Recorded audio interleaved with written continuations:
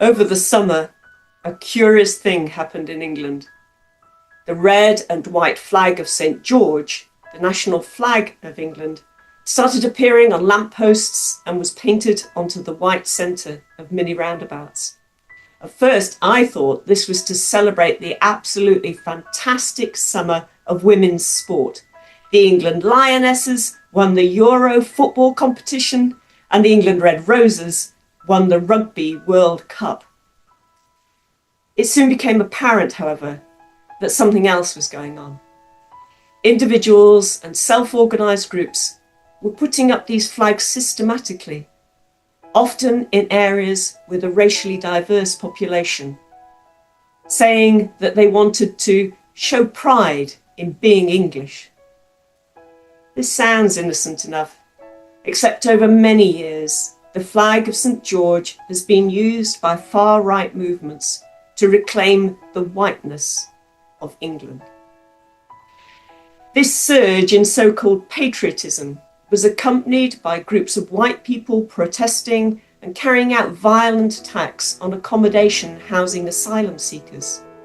All these actions were emboldened by the rise in popularity of a right-wing political party, Reform UK. Of course, St. George was not from England, and there are no accounts of him visiting. He was a soldier in the Roman army who died as a Christian martyr. Records suggest that he was born in the Middle East or Turkey and probably spoke Greek, not English. He would be defined as a person of colour today. Much of the rich diversity of 21st century England and the other countries in Great Britain stems from the brutal history of colonialism. British boots and bureaucracy spread out around the world. Millions of people were told that they were part of the British Empire. They fought and died in the two world wars as part of the British forces. Afterwards, many came to Britain to fill gaps in the labour market and to help to rebuild the mother country, only to experience hostility and racism from her people. I sometimes wonder if the people who want a white England avoid eating any food that has enriched our national diet from these different communities. I wonder if they only listen to lute music from medieval times to avoid the influence of jazz, blues, reggae, bhangra, and all the other genres that are now part of the British musical landscape. Racism has selective memory and co-opts stories and symbols to support its cause.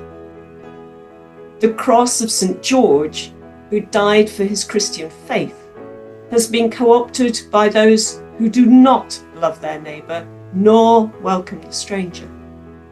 Images of Jesus have become white, even though the Gospel tells us he was born in Palestine and spoke Aramaic and Hebrew.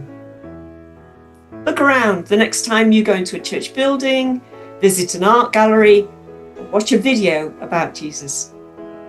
Has Jesus been whitewashed? Even in countries where the majority of the population is not white, the colonial white image of Jesus is still evident.